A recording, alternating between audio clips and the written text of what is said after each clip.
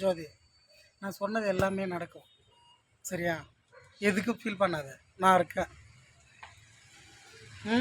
உன்னை நீ எந்த அளவுக்கு நினைக்கிறியோ அதோட ஒரு ஸ்டெப்பு மேலே வச்சு நான் உன்னை பார்ப்பேன். சரியா? என்னால் முடியும். சரியா?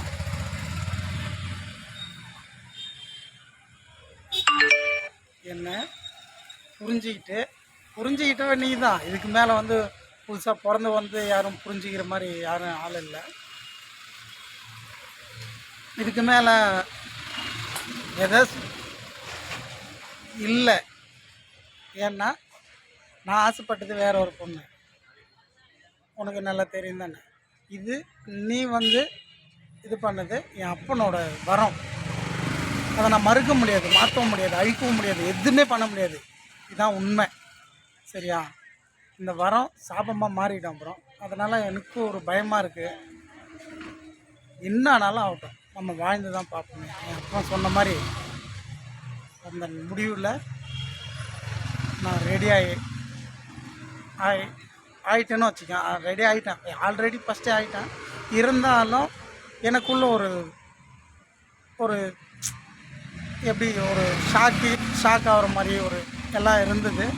இருந்தாலும் இப்போ அப்படிலாம் ஒன்றும் இல்லை. நான் வருவேன், நம்ம கல்யாணம் நடக்கும். நான் சொன்னது எல்லாம் நடக்கும். உண்மை. சரியா? நம்பிடு. எனக்கு ஒரு கால் பண்ணு, இல்லைன்னா ஒரு வீடியோனா போடுறது.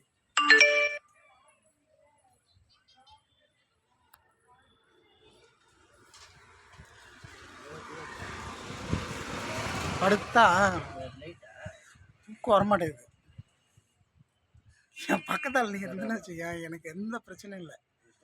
எனக்கு எதுவுமே வேணாம். சொத்து சுகம் காசு பணம் நகை நட்டு ஒரு மயிறு எதுவுமே வேணாம். எனக்கு நீ மட்டும் இருந்தால் போதும். என் அப்பா வரோம் நான் வந்து செயல்படுத்தணும். சரியா? அதுதான், வேறு எதுவுமே இல்லை எனக்குள்ள. என்னை புரிஞ்சுக்கிட்டவ நீ தான். இருந்தாலும் திரும்பவும் சொல்கிறேன், ஒரு வீடியோனா போடு. நீ சாப்பிட்டு பார்த்து பத்திரமா இரு, நம்பிக்கையோடு இரு, நல்ல மாதிரியா இரு.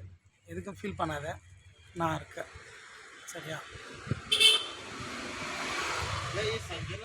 நான் சொன்னது எல்லாமே நடக்கும். நம்பிடு. நாளைக்கு வரேன். இன்றைக்கே கிளம்பிருப்பான். அழிவாத குறையா இருந்தால்